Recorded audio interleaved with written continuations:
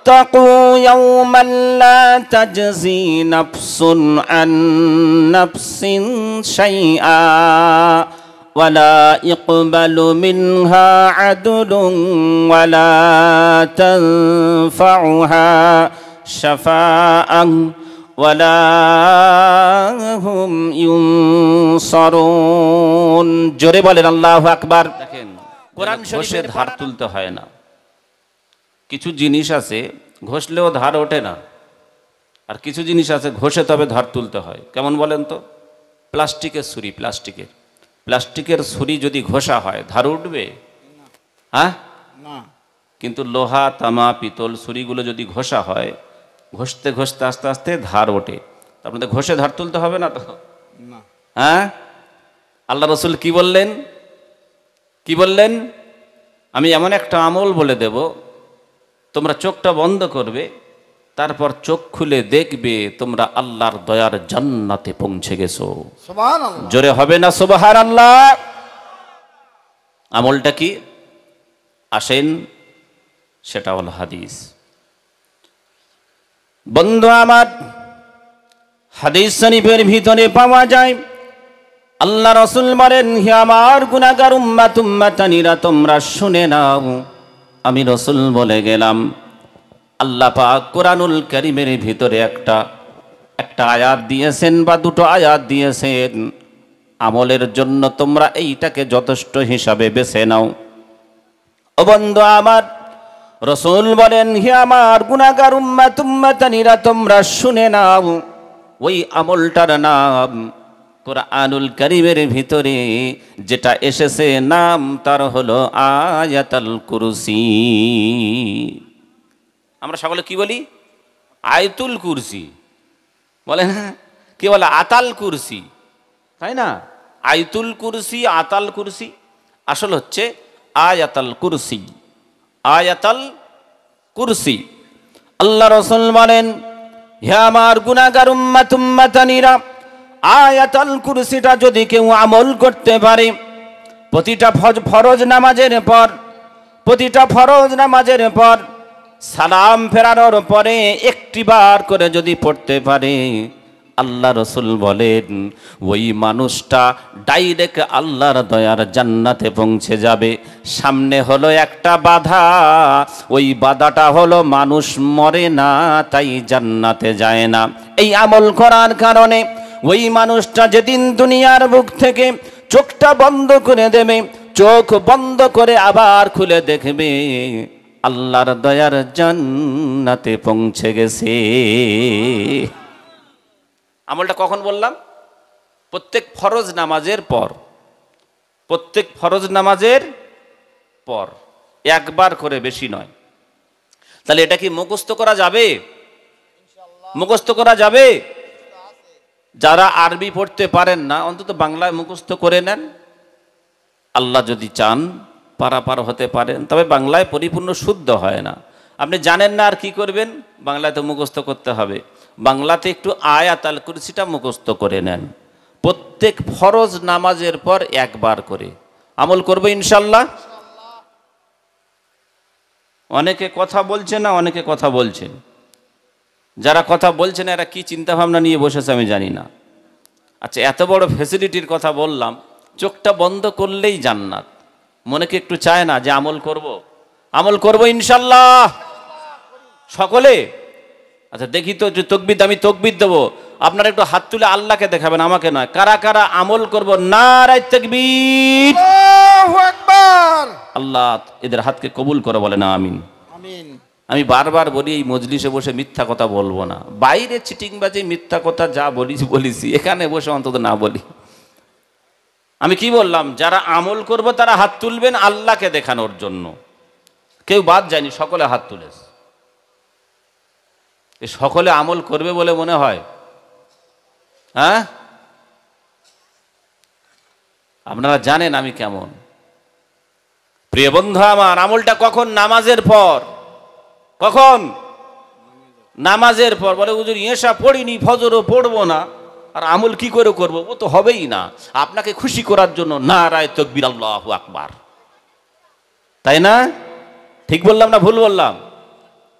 আচ্ছা, এখানে বসেছি আমরা যারা, এই আমলটা নামাজের পর যদি বলা হয় কারা কারা এশার নামাজ পড়ে বসেছি হাত তোলো, 80% ফেল করবে না পাস করবে?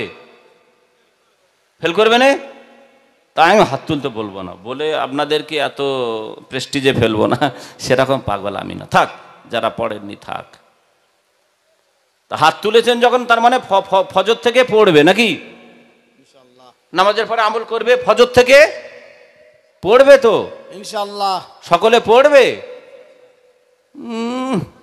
এত সহজ নাকি? ওরে বাপ, এই ঠান্ডা, এই ঠান্ডা পড়েছে একটু। যদি হুজুর ভালো না লাগে গিয়ে শুয়ে পড়বো, আমি থাকবো কৌতলায় আর কাপড় জাগবে শিয়ালদায়, তাই না? আর শুয়ে যদি পড়ে এই সময় যে বক্তৃতার বক্তা ভালো লাগছে না, ও এখানে শুয়ে থাকবে, কাপড় কি ওর সাথে থাকবে? প্রিয় বন্ধু, এরকম ওয়াজ, এরকম মাহফিল অনুষ্ঠান আপনি এই দড়িকৌতলা গ্রাম কেন, আশেপাশে 2-10টা গ্রামে খোঁজ নিয়ে দেখেন, সেখানেও হচ্ছে। আজকের দিনে, অন্যদিন নয়, আজকের দিনে হচ্ছে। 2-10টা গ্রামে চতুর্দিকে খোঁজ নিয়ে দেখেন না, প্রায় এরকম অনুষ্ঠান হচ্ছে, কিন্তু কোনো ফায়দা হচ্ছে না। কারণটা কি? আমরা এক কান দিয়ে প্রবেশ করাচ্ছি, অপর কান দিয়ে বের করে দিচ্ছি। প্রিয় বন্ধু, সেজন্য কোনো ফায়দা হচ্ছে না। আমি ওই জন্য যেখানে যাই আবেদন রাখি, যতটুকু শুনবো অন্তত আমল করার নিয়তে আমল করব ইনশাল্লাহ। কারণ আল্লাহ কখন ডাকবে আমরা কেউ জানি না, মরণ কার কখন আসবে কেউ কি জানি? কবি বলছেন, মরণ আসিবে কখন কেউ তো জানি না, ও আমার মরণ আসিবে কখন কেউ তো জানি না। জানি কেউ? কেউ জানি না। তো এখানে বসেছি গভীর রাতে, সানোয়ার সাহেবের শুধু কণ্ঠ শুনবে, একটু ঘটনা শুনবো, চলে যাব। যদি আমল না করি কোনো ফায়দা হবে? হবে না। আমি ওই জন্য গ্রামের মানুষদেরকে ভালোবাসি, আমলের নিয়েতে এদেরকে কিছু কথা বলি, যে আল্লাহ যেন এদেরকে আমল করার তৌফিক দেয়। নামাজ পড়ে 2 রাকাত নামাজ পড়ে দোয়া করে আপনাদের জন্য উঠি যেখানে যাই। সেজন্য গভীর মনোযোগ, আপনাদের কাছে একান্তভাবে আবেদন রাখলাম, জীবনটা অন্তত গড়ি, চলে যেতে হবে। আজকের অনুষ্ঠান থেকে অন্তত একটা আমল করার নিয়তে শুনি। প্রতিটা অনুষ্ঠান থেকে একটা করে নেন।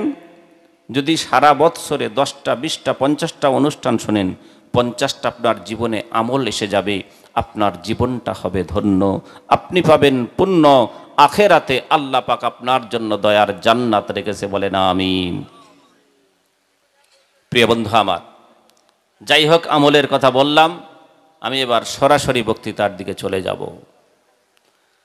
আমি আপনি যখন দুটি কারণে আমার আপনার মনটা চায় যে আল্লাহর কথা অনুযায়ী আমল করব, রসুলের কথা অনুযায়ী আমল করব, দুটি কারণে দুটি জায়গায়, কিন্তু আবার আমাদের মন কিছুদিন পরে ঘুরে যায়। দুটো জায়গা কোথায়? একটা হলো এই মজলিস, কোরআনের মজলিস। কোরআনের মজলিসে যখন বসা হয়, যখন আলেম ওলামারা হাদিস কোরআনের কথা বলেন, তখন মনে মনে হয় সত্যি আমি এতদিন ভুল করছিলাম, ভুল পথে পরিচালিত হচ্ছিলাম, আমাকে আমল করতে হবে। মনটা অনেক সময় নরম হয়, হয় না? নরম হয় না? নরম হয়। আবার কিছুদিন পর যখন এই পথ থেকে হটে যাই, তখন আবার শয়তানের ওয়াসওয়াসায় পড়ে যাই। নাম্বার 2, দ্বিতীয় নাম্বারের আর একটা জায়গা আছে, ওই জায়গায় গেলে আবার একটু এই রকম আল্লাহর কথা অনুযায়ী চলার ইচ্ছা জাগে, যে না না, যা ভুল করেছি করেছি, এবারে নামাজটা পড়তে হবে। কোথায় বলেন তো? কোথায়? জানাজার মাঠ। একটা হচ্ছে জলসা প্যান্ডেলের মাঠ, আর একটা জানাজার মাঠ। জানাজার মাঠে যখন যাওয়া হয়, চিন্তা ভাবনা হয়, আত্মীয় স্বজন চলে গেল, আমাকে চলে যেতে হবে, আর তো দুনিয়ার বুকে থাকতে পারবো না। যা, আমাকে এত এত বন্ধু ছিল, আপন ছিল, চলে গেল, রুখতে পারলাম না, আমাকেও আমল করতে হবে। আল্লাহর দরবারে কি বলে জবাব দেব? এই দুটো মাঠে আমার আপনার এই মরণের কথা মনে ওঠে, আমলের কথাটা মনে ওঠে। আবার সকাল হইলে যা আছে কপালে দেখা যাবে সকালে, তাই না? দুটো মাঠ দেখেন, একটা হচ্ছে জলসার মাঠ, আর একটা হচ্ছে জানাজার মাঠ। আমি কিছু কথা বলবো, আশা করি আপনাদের উপকার কিছু হবে, আমারও কিছু উপকার হবে, যে কথাগুলো আপনারা সচরাচর সবসময় শোনেননি।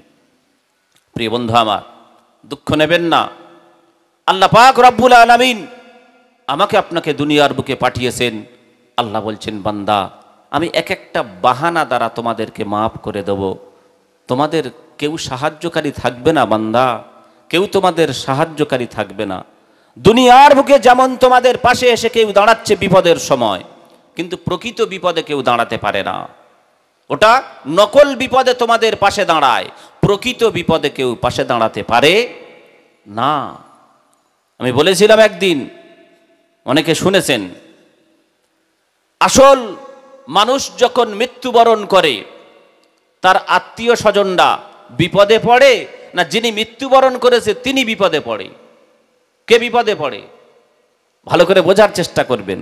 আমার কথা একটু যুক্তিতর্ক দিয়ে অন্যদিকে, ভুল বললে বলে দেবেন।